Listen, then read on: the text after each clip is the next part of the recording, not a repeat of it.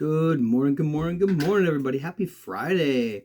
It's Friday, April 14th. My name is Alan, and I want to welcome you to my Spiritual Growth Through Recovery podcast. The purpose of these videos is to grow my spirituality by following the AA program of recovery. And I do that by being honest, vulnerable, and accountable, which is why I make the videos. That kind of encourages me to dig into some of this material and be knowledgeable, or at least enough competent enough to explain it.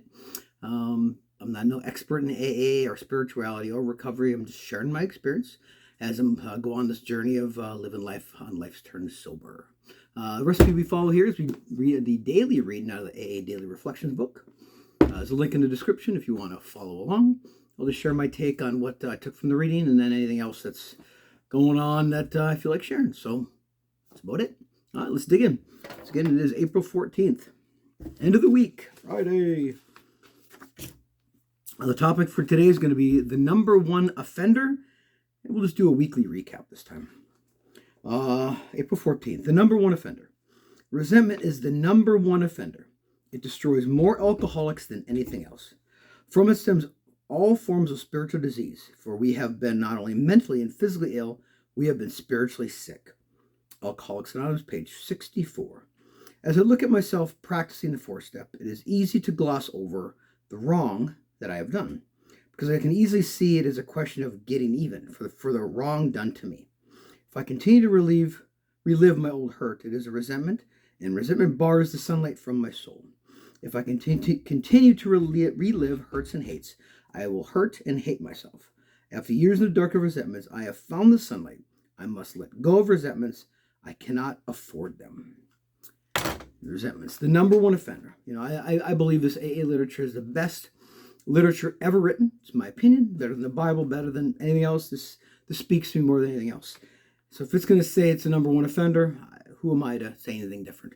So I guess what did I take from this reading?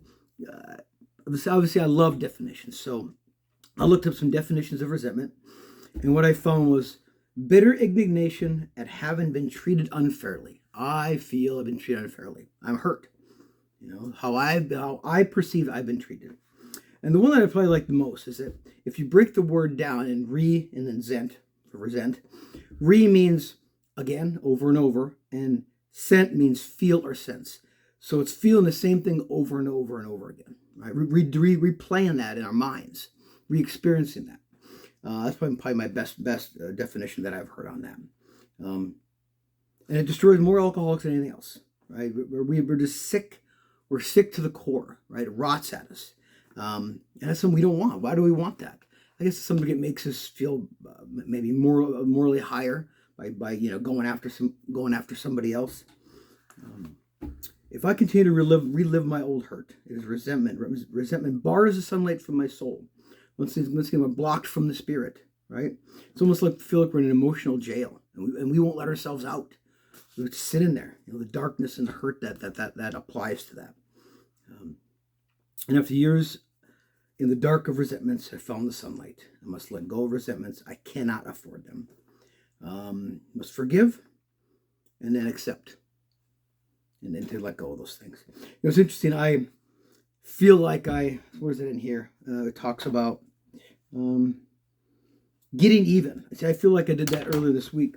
I felt hurt by someone being passive aggressive with me, and I lashed back out and went after them a little bit. And it's like, because I was hurt and I built that resentment and I wanted to get even.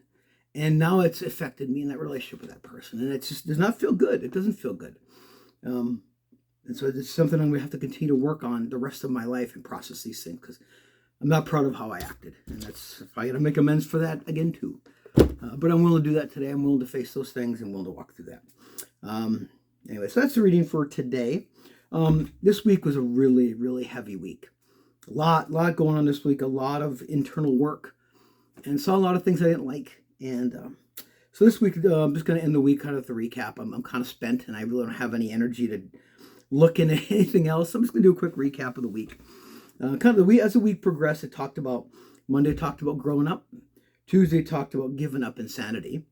Wednesday talked about getting rid of blame. Yesterday was about self-pity. And today's about resentments. So when I look at that list, it's all things, the way I look at it. Look at the state of affairs when we run the show. When I'm in charge, trying to get my way, look at what happens. I'm irresponsible. I'm insane. I have a twisted view of reality. I'm blaming others. I'm feeling sorry for myself. I'm sitting in our misery. And they're all self-inflicted. All that stuff. And I look at that list and I think, wow, this is who I want to, this is how I want to live my life. This is who I want to be. And I don't. It makes me a little sad, to be honest, to look at this and go, this is how I've acted lately. I'm sober, but I'm not spiritually, I feel spiritually sick still. Apparently I have a lot more work to do in this program, and that's okay. I'm willing to do that. And I guess the other things we talked about was working through the 7th step. And those first few pages, 70 through 73, I believe, talked about humility, character, and self-reliance. And when I'm in charge and I'm relying just on me and I'm propelled by Allen power, I'm unable to be humble. I choose character over comfort. I'm never going to connect with a higher power. And my chance of being sober and happy are minimal. So that's kind of what we talked about this week. And I feel I'm looking at my life. I'm feeling heavy this week. I'm feeling a little bit like a failure, that I just didn't live the kind of week that I wanted to live. Sober, but not the person I wanted to be. So anyway, that's kind of where I'm at with this reading. I just want to encourage you to continue to look at yourself honestly, to see what you see, be willing to change it. And I guess at this point I got to give myself a little grace. I'm still sober, even though I haven't really hit the meetings. I haven't talked to my sponsor. I've been acting out in ways I'm not proud of. I can just start over. I'm going to start over my day. I'm going to start over my week, and just start again. Start again by surrendering, and do the next right thing. So I want to encourage you to do the same. Thank you for watching this week, if you watched. And I hope you have a wonderful weekend, and be back on Monday. I'm going to be volunteering at the AA Spring Roundup in Wichita this weekend. So we're doing some service work, hopefully getting out of self. The Lord knows I need it. And I guess I'll be back here on Monday. So peace out.